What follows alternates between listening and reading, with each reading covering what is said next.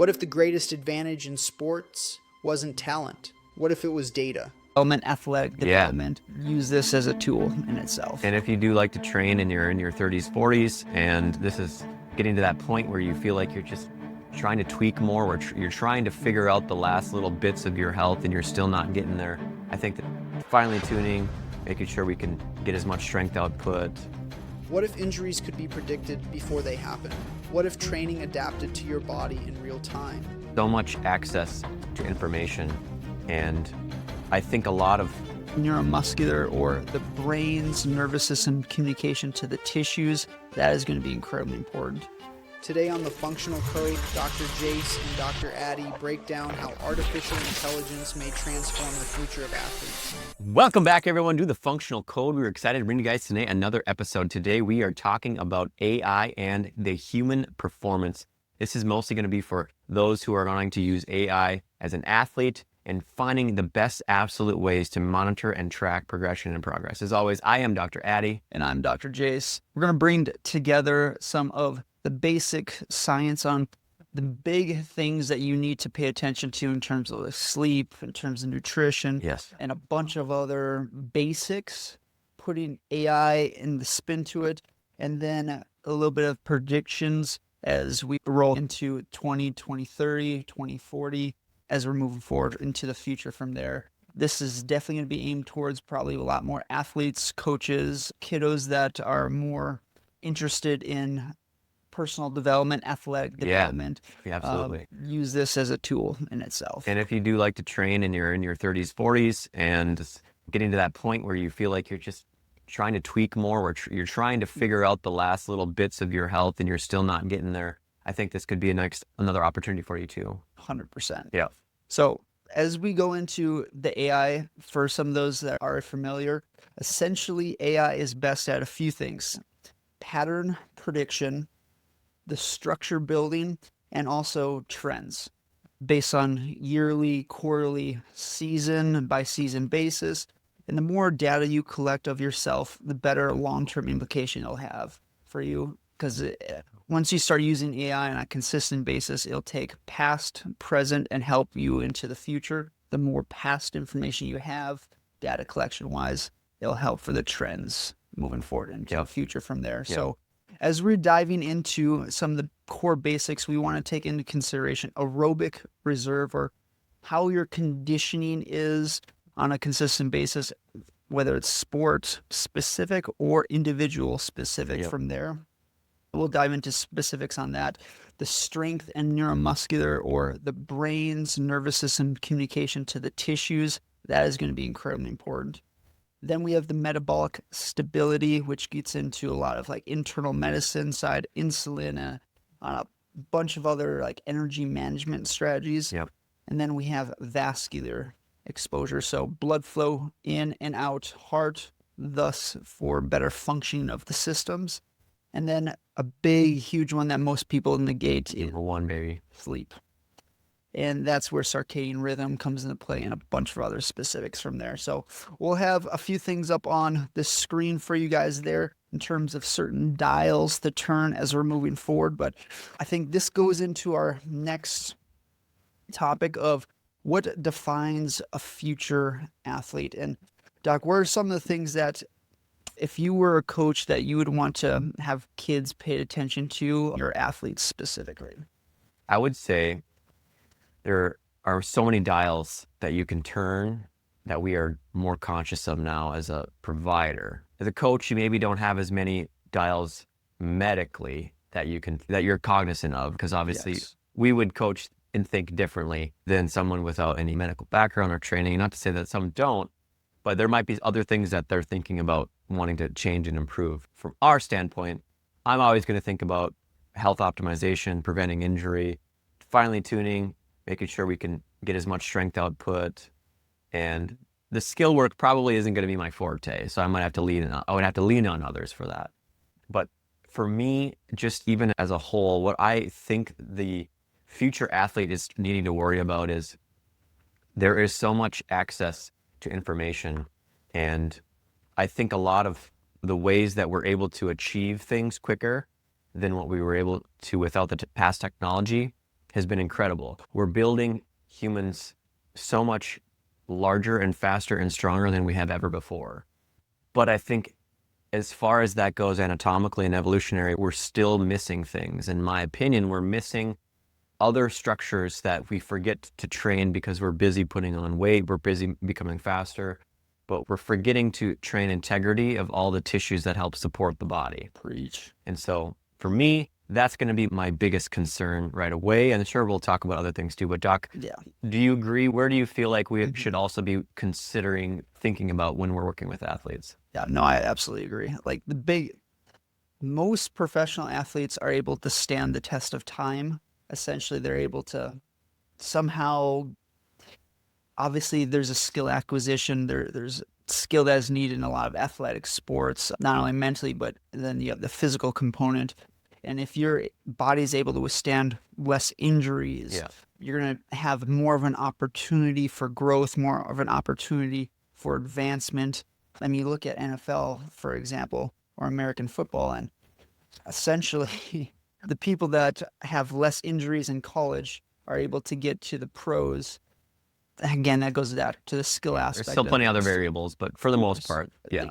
You take a broad scope and you see a bunch of sample sizes and you ask the question, who is injured, who is not injured?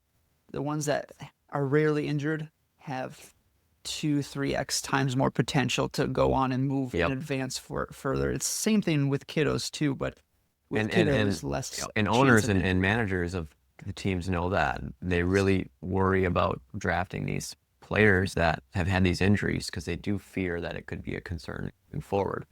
And you've seen these kinds of things already happen, like Robert Griffin III, RG3. Yes. Blew out both of his knees before I even think he got into the NFL and just couldn't really create that longer lasting career, which I'm sure he wanted.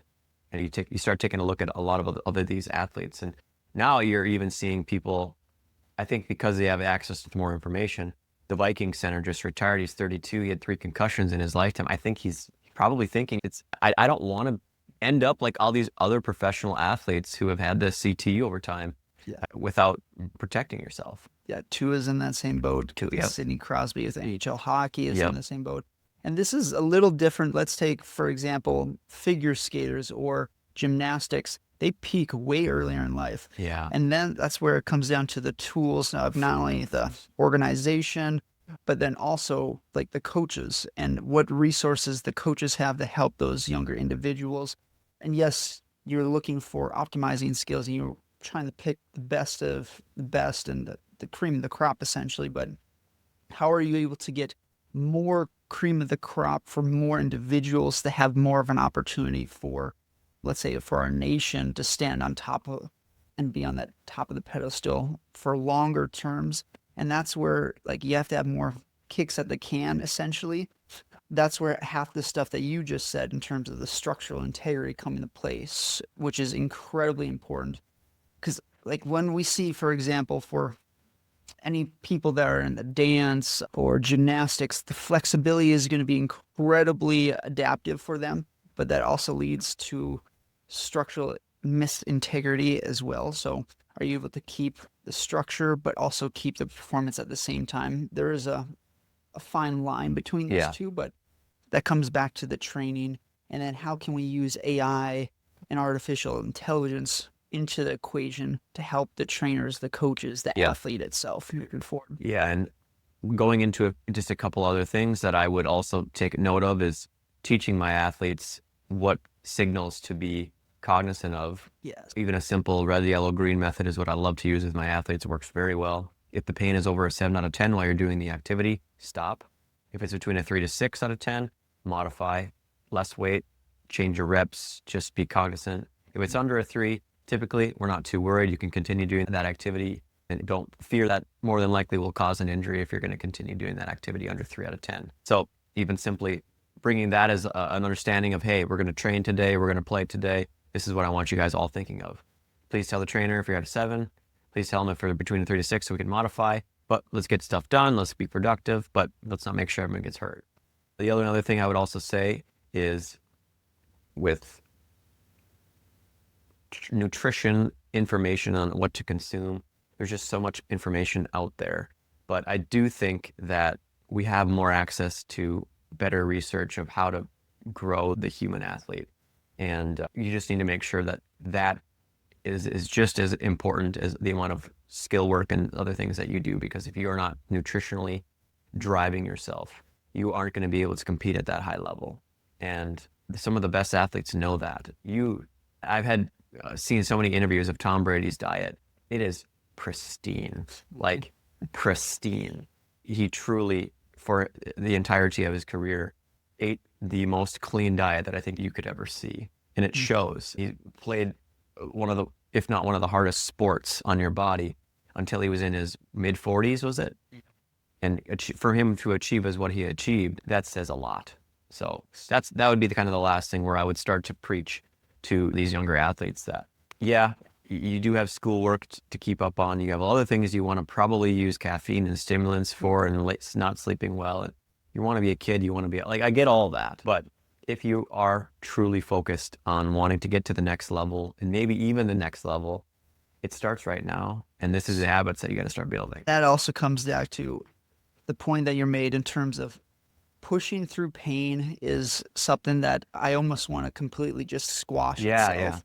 It's such an old, archaic way of thinking. Yes, there's certain times that you could push through, but look at the risk versus reward, taking a broad scope out in terms of months, years out, looking at that specific time frame.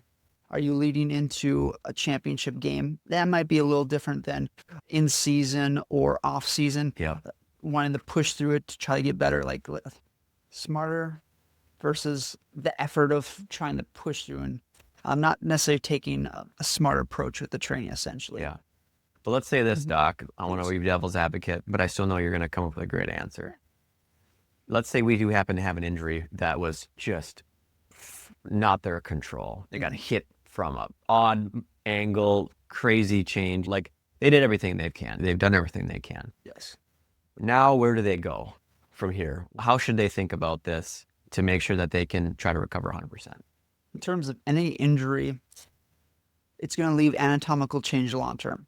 So just knowing that itself, you have to pay attention to, okay, let's take, for example, a knee. I know we've had past individuals, especially in football, blown out of the knee injury. Where to go from here? Okay, we got to take a step back. One, we got to figure out what's going on. Two, we got to figure out the steps and the recovery process moving forward to help for the healing aspect here. But then taking that another consideration, once the pain's under control, you have to consistently rehab that exact same area for decades and decades long, past this athletics, past the sports.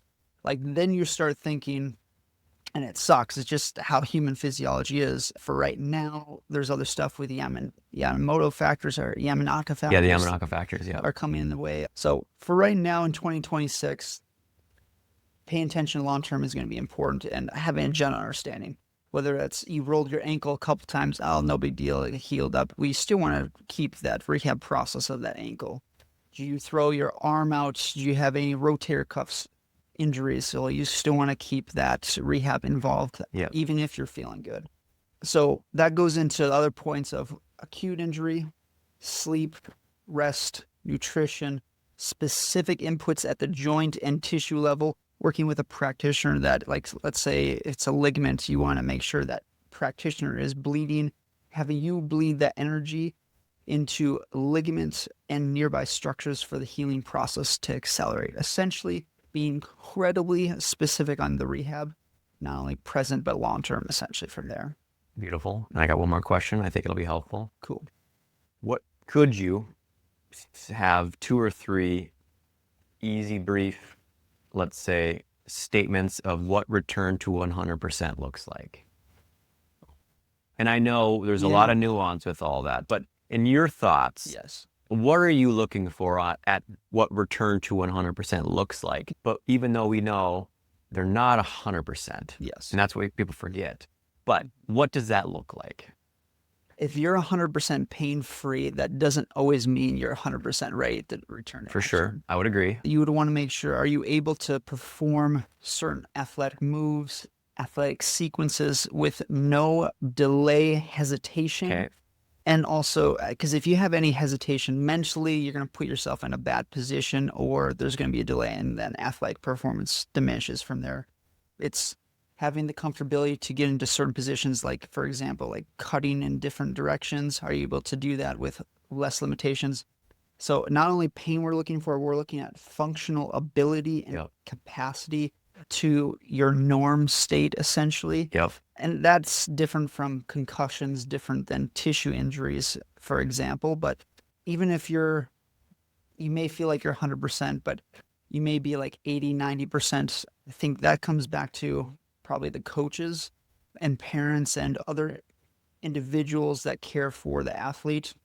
Because naturally, athletes, like, regardless of what you say, we're going to want to go and do whatever we can because we have that drive. We have the Oh, yeah. motivation. Most high level athletes have that mental drive. Dude, I know some have played on broken knees, broken ankle. Their drive and just tenacity and toughness is unmatched. Can you have the support system, and can you rely on those that are telling you, yeah, you maybe shouldn't push it into that? That's where the experience comes into play. For sure. And I've done it myself. I pushed through factors, and I still am consistently rehabbing or going back to previous states on past injuries. Like, I was just even thinking, like, last night, it was crazy that this got brought up, but my last few like plays in college soccer, I remember that exact moment when I was completely done. The whistle blew, and it's those moments that you're never gonna play at that highest level again. And then that transition to real world, like, that's a real thing, whether it happens when you're 10 years old, when you're at a high school, out of college, out of professional, it's going to happen. Yeah. And how can you maximize the time to prolong from that even happening in the first place? Yeah. So it's the process thereof, but you have to take a step back out when it calls to return to play, being smart. Do you feel confident that you can perform the task to your functional best ability, ideally pain-free? Yeah. Not pushing through, Yeah. essentially. And then, of course, what we would be stating is you are back to play, but the job isn't done. Well stated. And now we still have to train and train and train and rehab until you finish the season. And then we train even harder to make sure that this can be as close to normal as what it was prior to the injury. But to think that it may not ever get there now means you just have work to do for the rest of your life, because unfortunately that's what injuries are. And that's what people forget, I think, or don't even know. I was listening to a podcast with Dr. Andrea Spina. He had a conversation podcast with the Steelers head trainer. Okay. And they pretty much broke the training of how that trainer became from not only a collegiate athlete to then a trainer, and then working up pretty much the scales until where he is at right now. And there's a lot of factors of, you want to build the athletic ability and you want to build the athletic frame early on in life. And then once you get into college and or like high level high school, then it's like you're still want to keep like the skill acquisition, but then it becomes like injury prevention. And then when you get into professional, then it's even more like you just want to survive, essentially. Luck. Seriously, a lot of them have said it's luck. And then at the highest level, and I would suggest so type in a Google search, Dr. Andrea Spina, Steelers head trainer. It just came out in a podcast. You break that transcription down into where certain things that I can focus on as an athlete myself related to export or added more information data, essentially. And from a physician's, a trainer standpoint, looking at the professional athletic side of things, they're taking into consideration past injuries. Yeah. For American football, for example, one whole week is all prepping for that game day. So it turns into training on certain days. Are you able to do anywhere from 3 sets to working 5 to 8 sets? And again, there's a difference between, are you a starter versus not, in terms of load management. Yeah. And this goes back to the youth as well. Load management, like, you're going to be able to play 7, 8 soccer games in a day, potentially. Okay, that'd be a lot. Maybe 4 soccer games in a day as a kid. And you're probably not going to be as sore. You may have some veins, bruises here and there, but as a kid, you're going to be way more pliable, have way more endurance and durability than you grow, move forward. But those small, like little veins, if you're not paying attention to those at an early age, and parents, I'm talking to you because the kids are not really going to care, No, frankly. no.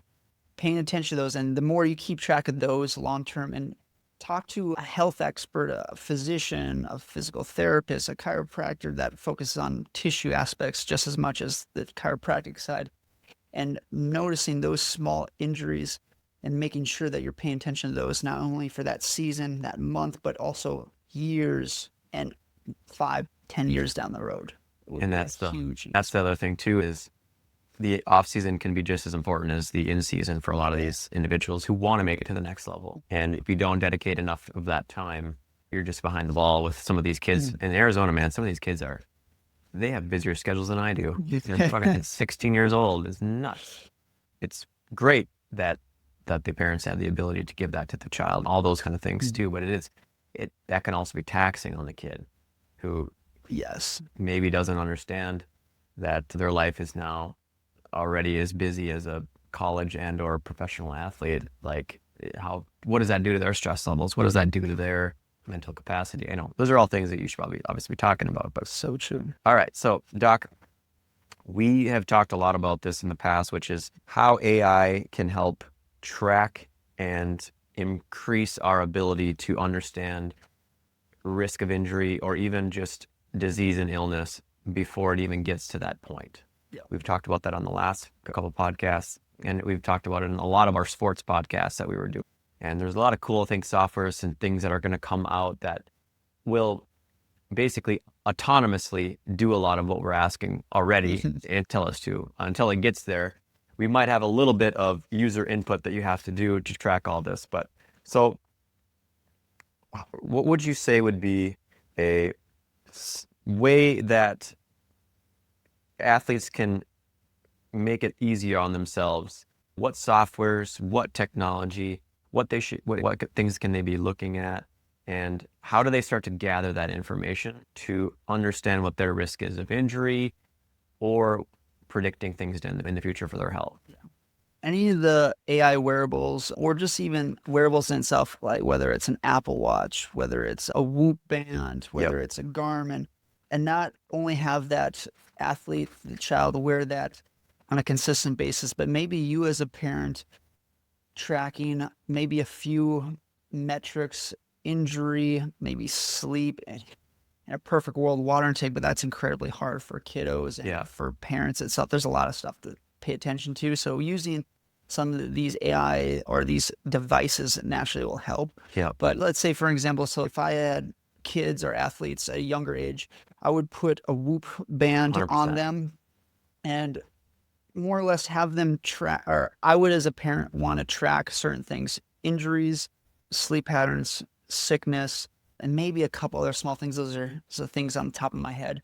And the more that you're tracking that, the better. Now, let's say, for example, as a parent, you notice that your child's sleep score is not the best, but they have a big weekend coming up. Maybe they have a lot of like stress levels.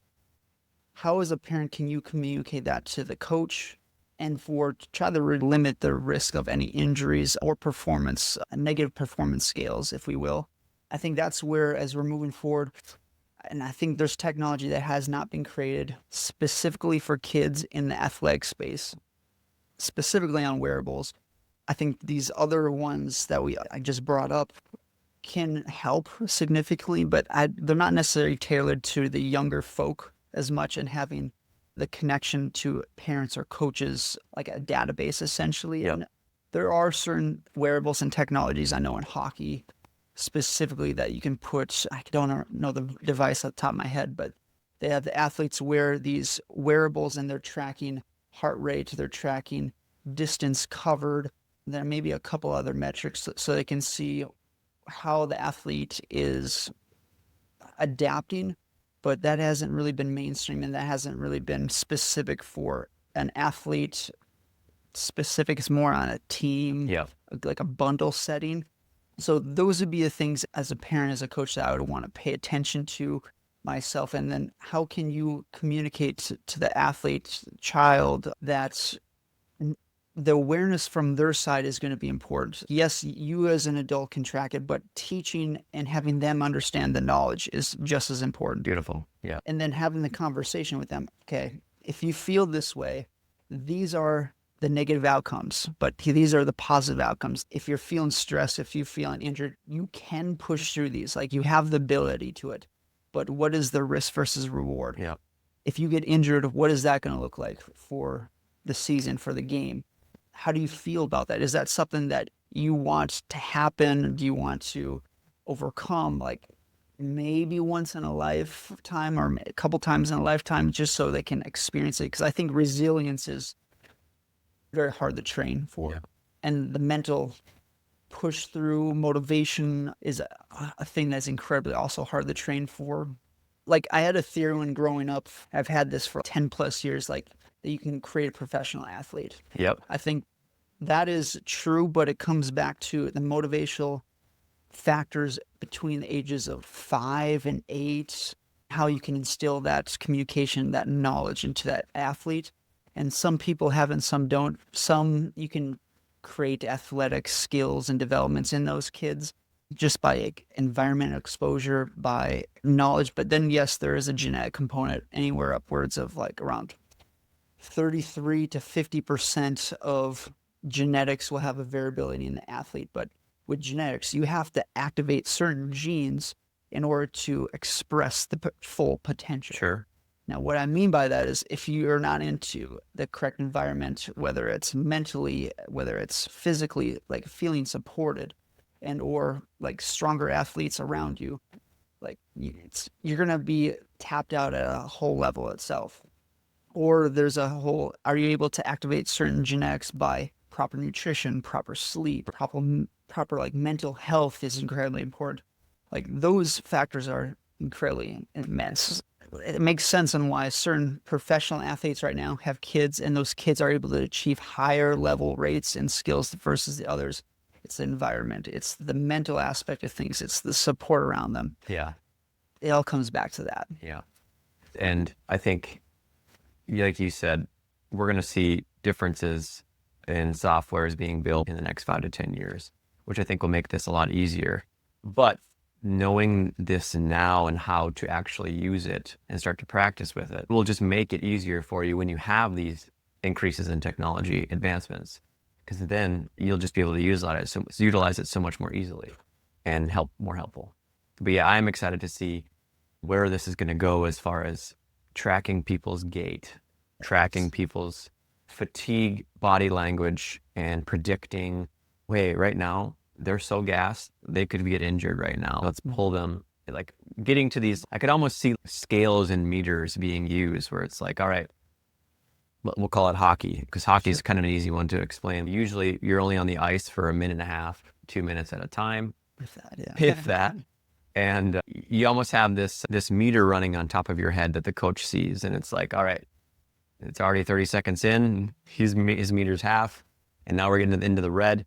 But could you have this AI software that just puts these figurative meters above their head that you can watch, and then let's say 20 seconds in, they're already gassed, and this, oh man, maybe they're not recovered today, maybe they are playing on an injury, and like, how is that affecting them? And then what do I need to do as a coach to prevent any further injury or making things worse or losing the game? Yes. And these are all things that I think will make it just so much more fun and exciting, and we're going to see those kind of changes. But as a clinician, on our side of things, it's, why aren't they efficient? Why aren't they recovering? Why is their gait abnormal right now? Do they have an injury that they're not telling you? Like, where can we actually take this? And because a lot of these people are fighting for their life, they're not going to say these things. They don't want to give up their starting spot. Like, we've heard that. We've had NFL players on our podcast talking about what it takes to fight for your spot. And truly, it sometimes even can become political.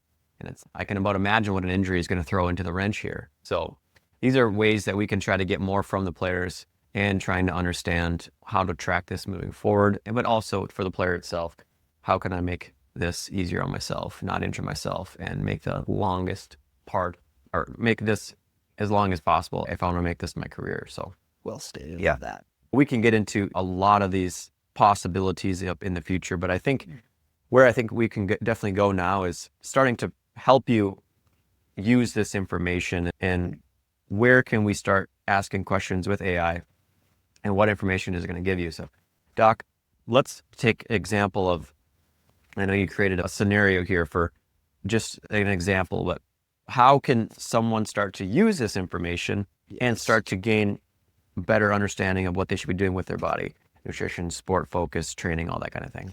Yeah. 1 second, I'm sorry. You drew in. Oh, damn it. That snuck up on me.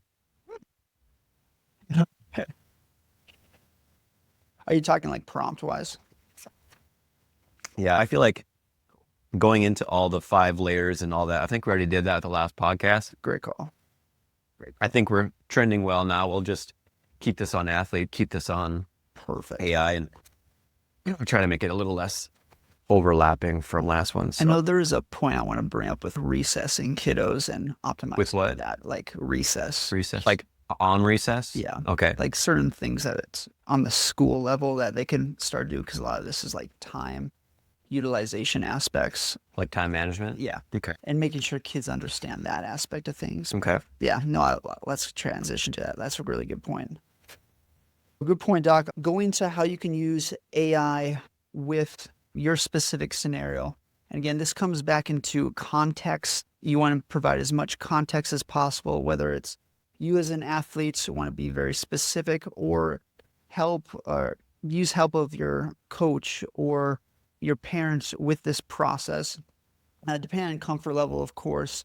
But for this, we have an example here using our COPE method, or it's a framework on how you can help AI give the best results possible for yourself on what you want for not only training, but longevity, performance, injury, risk management, if we will. Yeah. So we'll have that on the whole board here itself, but essentially I'll go through this in terms of a pro pickleball athlete, like middle age, but world class. But you can be very specific and put your details into the whole prompts in place thereof, but just gives you a good understanding framework wise. Yeah. You would want to start with R as the role, acting as a longevity performance physiologist, specializing in load management, joint durability, and nervous system recovery. You can also put in there athletic performance and skill developer or something along those lines. So you're giving it the role of what AI's scope is. And then it gives into the context of, let's say, for example, age 42, a male athlete, professional pickleball that does tournaments and travels frequently. And then the training age, how many years have you been in that sport? Or if you've had in multiple sports, you're a pickleballer or a hockey player, cheerleader, gymnast. How many days a week are you training on the court, strength training, at recess, VO2 max? So then you add in certain specifics, your VO2 max, grip strength, blood work, or like fasting insulin levels, APOB, LPA, gets into like sleep regularity. What time do you usually fall asleep? What time do you usually get up? Do you feel well rested most days? And that's where some of the AI, like Whoop, Apple Watches, Garmin's, some of those trends can be input into the same prompt as well. And Addy brought this up too, or Dr. Addy brought this up a while back of, are you able to input not only a weekly, monthly, but yearly trends from Whoop, for example, for us, and then input that into the same prompt as an attachment, essentially. Yeah. How many years of blood work have you had done at your provider? Can you go and grab that information, put that in there? Whoop. It's literally you go into settings, click export, and it emails you all of your data for whatever last year, and you just throw that in there. It's very simple, and AI reads it in a second, and so incredible, super helpful. So that is an option, and that's also why we're bringing up Whoop for most people, especially for kiddos, because there's no other gadgets, there's no time. It's just on there, and then they can focus on life, essentially. So it's another thing that we like with it. Adding into the prompt of HRV trends, resting heart rate, blood pressure, injury history, which is so important, whether it's any sensitivities, and then what constraints are you in. So Do you travel consistently? Are you sleeping in hotels? How many tournaments do you have for the year or that you've had previously? So there's a lot of specifics you can get into in addition to that. Next one, we have objective, identifying my number one limiting system for long-term performance and longevity and build a safe 12-week strategy. Like that. Or you can say yearly, bi-yearly. So you can create that framework however you want, whether it's for training, whether it's for just the season, just for the week or the upcoming games. There's a whole framework that you can have with that. And then go into parameters that you don't want to increase the total volume greater than 10% a week. You want to build joint-friendly substitutions for past injuries like shoulder, elbow, or wherever you've had it previously. There's more specifics that we'll have on the screen there. And then expected outcome. What do you want AI to give you? Whether it's a lifting system or excuse me, a limiting system and the reasons why, a secondary compensation like risk management system, a 12-week focus like weekly structure, joint protection rules, weekly check-ins. Do you want better athletic performance? Do you want more speed? Do you want parameter to make sure you're injury risk free? Do you want to be able to sleep better? How do you want that to give you, or let's say your goal is to become a professional athlete. What are some of the stepping stones that it can give you on a weekly, yearly basis when playing X sport, what have you? So all these, and it's not really magic. They're just like a high reserve on what this actually looks like. So essentially, what it gives out is a huge list and framework with how more specific you can possibly be for you as an athlete. That's where, and when using that AI, you want to keep the same chat. So let's say you built out this huge structure where you're at. You go back to that same chat because it keeps the memory, and we're finding out that even opening up new chats keeps sometimes the memory from previous ones. That's crazy too. Which is a whole thing in itself. But utilizing this for positive outcomes and how you can input some training aspects is incredibly important. Term, essentially. Yeah, and I would say when you start this journey, it's a, how would I explain it? It's not set in stone ever. You can, anytime you want, change the course of what you want your AI model to help you do. So let's say you've been using it and it's been helping you and you've been stuck into it, and 3 months, 4 months later, now you're out of season. Tell it, okay, it's off season now. My goal is now actually putting some weight on, maybe recovering from, I had a small injury in the in season, or I'm looking to increase my vertical by this much this year. I'm looking to increase my 40 speed. These are all the things I want to achieve this off season. How should I break down my training, but also making sure that I'm also taking utilization of my off season? You can ask a nutrition. You can put your weight in there, put your height in there. You can do all of these things, and you'd be surprised at what kind of things it can help you achieve. However, you start to come across a struggle, or you're not able to actually get these things accomplished perfect. This is where you maybe ask a trainer for help, ask a nutritionist, ask a doctor. These are all the people that can come into your corner at this time. But knowing all this information already to give to the trainer, to give to the doctor, to give to these individuals, my gosh, what that will do to just catapult you forward when you bring an expert on with all this information. We would love to have all this data on patients, because it truly, we can maybe help see trends that maybe you can't, maybe just because obviously by training, we maybe know more of the medical side of things, trainers too. You bring experts on your team when you have all this information, you're going to win. You will win. Yes. Yep. And let me let you guys into a secret that most people don't know, and this is something that will very much change the trajectory of your career. And yes, I'm talking you athletes, coaches, parents. That is, when you look at skill development, and let's say, for example, like my kiddo, myself, my player, they have these intangibles of like emotional intelligence. They have this drive, but maybe they don't have the skill acquisition. When you look at top athletes they review film. They look at what are some of the positives, negatives that you did in a sequence of plays or that game or a series of games specifically. What are positive outcomes for certain phrases of movement? Yeah. are you able to input that into the AI and say, break down what has been doing well for me and what has led to a positive outcome or lead to a goal or lead to a win? And give me certain things that can help me training to help solidify and make those goals better. So that's something that AI can help you with out as well. But it's the understanding of videotape. It's understanding of what are the positives that help you make yourself a better athlete than most Yep. or a better person than most. Yep. And film tape, recognizing that and keeping track and records and the trends of that is incredibly important. So that's where, as a younger athlete, the more you can see the positive trends on how that's helped you against your competitors at that age or just in general, and you build on those skills, you build on the skill development.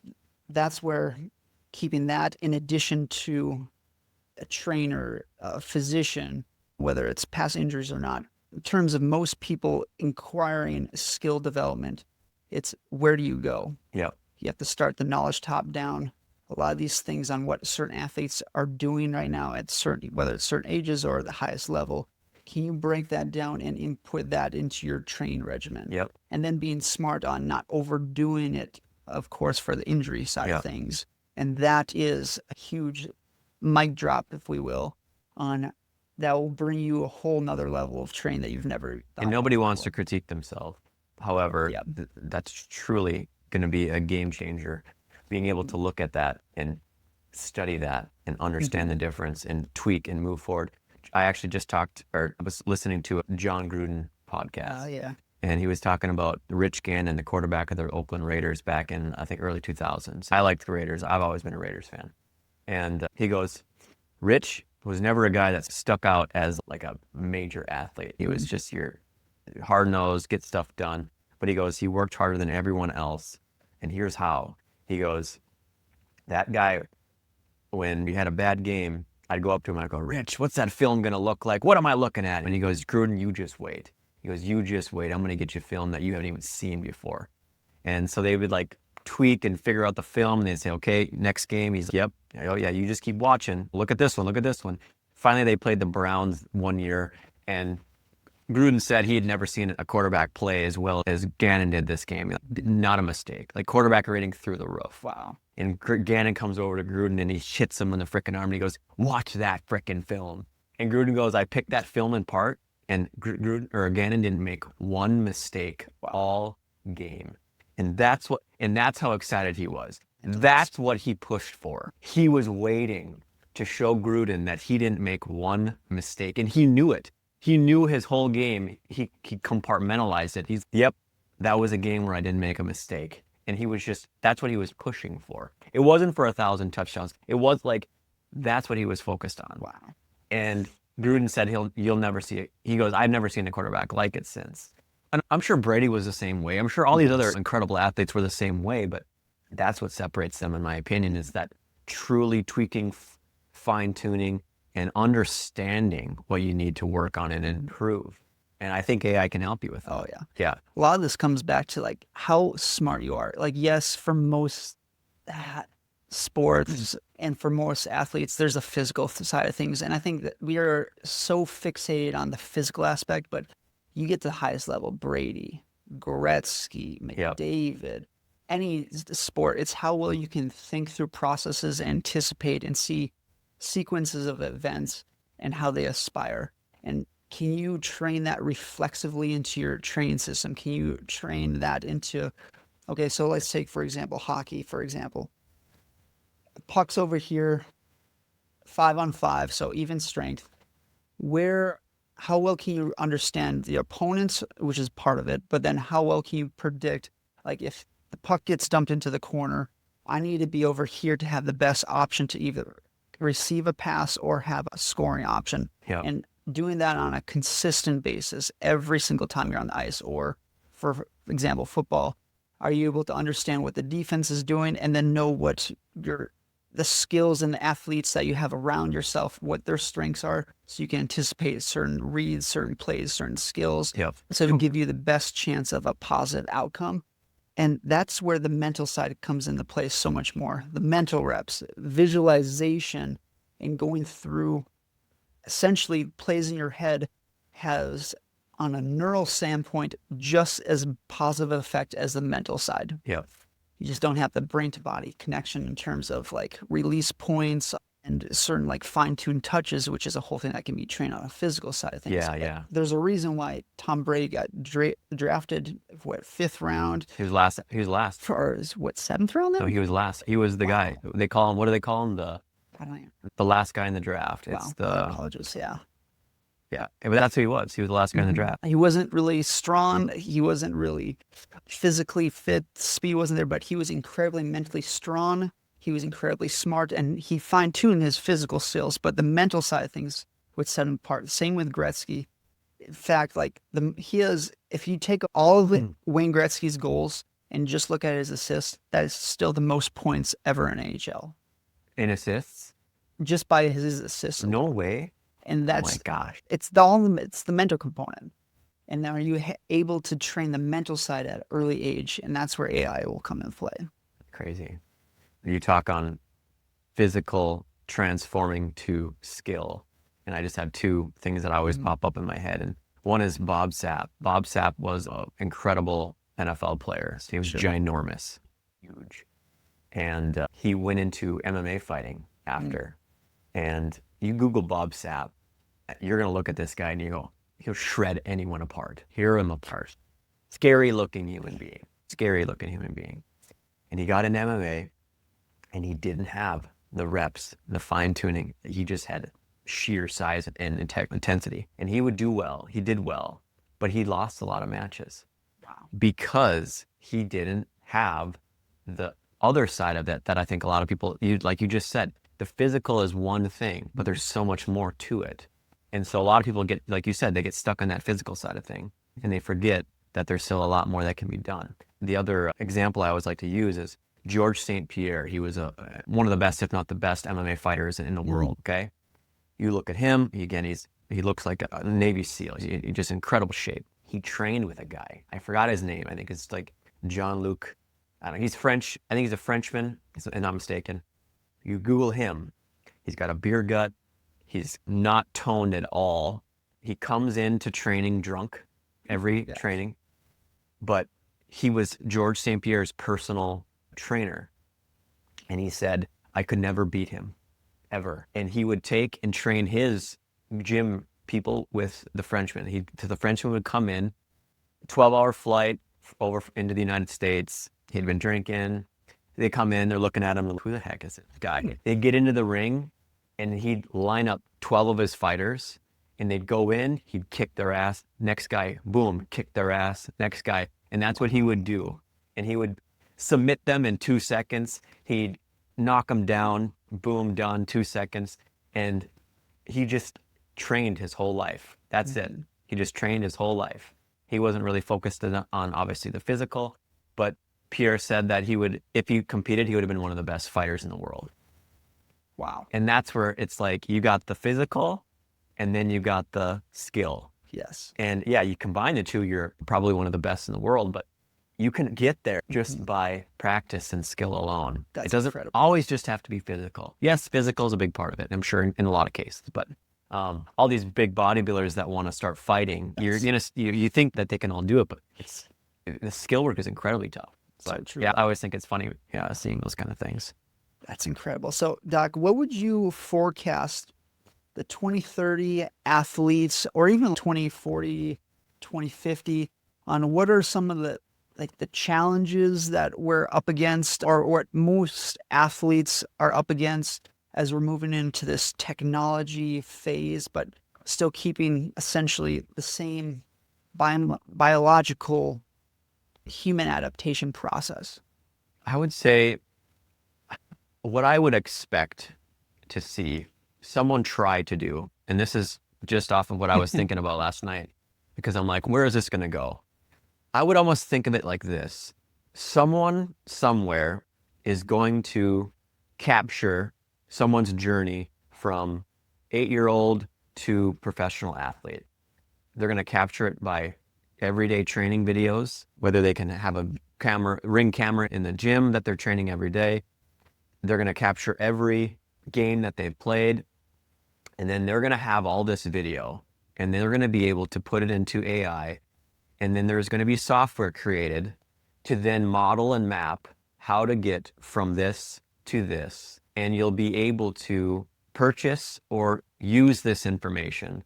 And you'll start to be able to see a little bit better and clearer understanding of how to get just from an 8-year-old to a professional hockey, NFL, NBA player. I think there's going to be some type of map that way, a clearer map, using other people's, because now we've had the ability to videotape and everyone's been videotaping, and I think you'll be able to use that. You'll be able to use other ways to track data with wearables. And I think you're just going to get so much clearer and better understanding of how many hours in the gym did they spend and what amount did they spend on their body versus their skill. You're going to get to see all that. But then you have to remember their genetics played into how much of that. Oh, do you have to work harder in the physical because their skill work was just so much, it was just natural to them? I don't know. But you're going to get to see, I think, this brought into a actual like data chart, and it's going to be a lot easier to understand. Okay, human A using this data, where do you think they have to spend their time? Okay, now human B, where do you think they have to spend their time? And at the end of this, how close did they become a professional athlete? Did they become a professional athlete? Because that's incredible that you could truly take one person's entire journey and then recreate it into another person. Yeah, I don't know, but I think we're gonna see these kinds of mappings being done, and trajectory of taking anyone. Could you take anyone and make them an athlete, not even genetically primed? I don't know. That'd be interesting. I like that. I really like that point. And then where do you start? Like, I would, definitely like practices, competitions, but even as a baby specifically, do they have the proper nervous system function? Is their body able to mature rapidly or properly, I should say, at a very young age and into the puberty, and then from there? Also, what were the conversations going on? Yes. What was the system of communication? Was it constructive? Was it you're pushing a little harder? What did you ask them after each game? What did you ask them after each practice? What did you try to get them to understand, recollect, reflect on? Were they journaling? Or was it your straight, hard nose, bleed until you puke sessions, hard, not a lot of reflection? Did that show more negative signs of improvement? Did you actually see the athlete getting weaker and not having as much recovery and more strained and stressed? I'm interested in all that. Same. And for those that are wanting to know, okay, maybe I could be this person to start this trend. It has to be consistently right now. Whether you post it or not, like that's a whole thing in itself. It's just like data collecting. But let's say, for example, you're a parent, you want to start your kid on the right trajectory, maybe not completely like videotaping or like monitoring every small thing, but a best place to start is taking weekly and taking your baby to a chiropractor that makes sure their nervous system is functioning for the proper maturity of their system. Not many people are even starting that in itself, because you'd be surprised on how quickly and how much maturity, not only on a brain development wise, but a structure development side, happens during the puberty aspect and from the first couple years of life. And that's where like you have to have a proper foundation. But then going back to your point, okay, let's say we're like 5-10 years old, or maybe even the teens, starting then, where are you at right now? And then where can you go moving forward? And then tracking that ideally. And even playing to strengths where you didn't hit puberty early. So what can you train right now that puberty hasn't given you yet? And puberty hits, and now all of a sudden you go from thinking you were going to be a point guard to a center. Skill work changes all over. And now you're almost having to go back to the drawing board. And you got a lot in these individuals who hit these growth spurts. And you got to understand coordination now. You got to understand nervous system change. You got to understand putting the amount of mass and weight on to move this body that you didn't have. And there are a lot of things that I think you just got to know how to adapt. Yeah. I hit puberty at like 16, 17 years old. Like we're in high school, and I grew, and then I also went through a bout of chiropractic care and a whole like process on that, went from like barely playing JV to high school soccer to starting varsity to college level, and then opportunities from there. Yeah. It just, each person has their own health trajectory. But no matter what, no matter your size, no matter where you were, you got to know how to handle the ball. You got to know how to think and be mental, have mental fortitude. And these are all things you can train regardless of size, regardless of where you're at right now. And I think that's where you got to start thinking too. But Doc, where do you see things going in the next 20, 30 years? I think you hit the nail on the head with a big aspect of things. The part that I think is incredibly concerning is we have all this data information. It's a little bit of an overload. Some of it will come into who do you trust? Yeah. And where does the data come from? Because with some of this AI stuff, for example, with like ChatGPT right now or Gemini Club, they're taking information from the web, but part of that, if you're not filtering out of what lens the AI should look through, a lot of the stuff for what we know is being filtered on the content. A lot of the stuff for physician side of things is being filtered based on what Medicare is allowing, what information to distribute. So for certain modalities, certain therapies, there's less information out there, which probably has incredibly way less inputs for most people. And now put them in an avenue of almost like a box, but with the potential of way more than people may realize. Sure. Gronk is another one. I think that's important coming up, where it has less limiting barriers essentially, but it's understanding, okay, what are all the possibilities involved? So that's going to be one. But then two is we're not at a point yet because of the information data that the AI is spitting out. Injury prevention. Are we being specific? Is it a joint? Is it a ligament? Is it a tendon? Is it a muscle thing that you want to have the healing take place? Or, for example, in terms of skill development, speed, stamina, strength, mental acuity, and then putting all that together, are we able to be incredibly specific into certain inputs, but then also keep the structure long-term? Because I think the long-term in 20, 30 years is going to be injury prevention. And if you're not incredibly specific on what structure you're rehabbing and the long-term implications, long-term status, that's where we're going to get into probably more injuries, potentially more mental health issues because of the reliance on the AI. And then we're even seeing this right now of creativity is incredibly lacking. So the creativity in a sport and athletic itself, are we still able to be and think through creative ways on a human side of things to stand out or to help with the athletic development? Like, for example, for figure skating this last Olympic, it was the quad god. And this is just one example. There's many others. He came up with an incredibly unique way to dress and to have his routine express the emotional side of things of what's happening in not only his life, but in the society, from all the stresses of social anxiety, of social media, and that impact on him and a younger individual. And that was expressed through figure skating. At least that was my interpretation. Yeah. That stood out, and I believe he got a gold medal because of it too. Like, the creativity is going to be a concern. The injury prevention is more than likely going to be a huge concern. The mental health is going to be a concern. And are you able to pay attention to those long? Yeah. Have you heard of the new app called Be Present? No. So it's like a really fast growing social media app. Funny, it's called a social media app because the goal of the app is to keep you off your phone. Interesting. And that's why people are downloading it, because they understand it's a problem. But there's already almost 1 million users. And what it does is it creates and incentivizes you to be off of your phone, and then it shares that with your followers. And yeah. And so I try to download it, but you have to pay for it. So that I'm waiting for them to be, I'm like, dude, if this is a good app, why don't you make it free for everybody? But I didn't want to pay for it, but I did look into kind of how it's built. And it does sound like it does incentivize you somehow, some way to stay off of your phone. And most through their research that they've been doing with the app goes from at least 50 to 60% screen time down once you start using the app. And that was all users, across all users.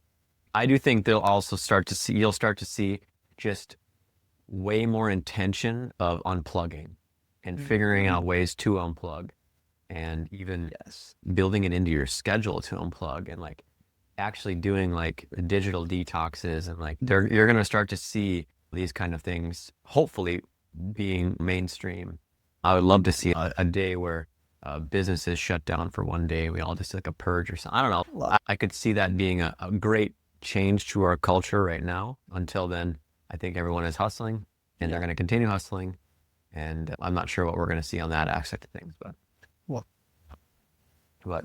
So if you guys have any more information, leave it in the context, or questions, that is, leave in the comments below. We're here to help and answer any questions that you guys may have regarding specifically for you, your child, your athletes. We're here to help out in any way possible. And let us know how you're using AI. Let us know what you're finding. Let us know if you found these prompts helpful. What prompts are you using? We love learning about this stuff. We're trying to obviously fine tune it ourselves. So let us know what you've been using, what you're finding, and please share that with us. And even if there's other aspects you want us to dive into in terms of certain sports or athletic development, skill acquisition, we can go pretty in depth as well. Yeah, please let us know. So as always, guys, until next time, you guys have yourself a good day. Disclaimer: the content provided in this health podcast is for informational purposes only and is not intended as a substitute for professional medical advice, diagnosis, or treatment. Always seek the advice of your physician or other qualified health provider with any questions you may have regarding a medical condition. Never disregard professional medical advice or delay in seeking it because of something you have heard on this podcast. If you think you may have a medical emergency, call your doctor or 911 immediately. Reliance on any information provided in this podcast is solely at your own risk. The creators and hosts of this podcast are not responsible for any actions or decisions you may take based on the information presented. Thanks for joining us on The Functional Code. For more evidence-based health insights, subscribe, rate and review wherever you get your podcasts. Remember, your journey to a healthier you begins with understanding the Functional Code. Until next time, stay well, stay informed, and embrace the science of living well.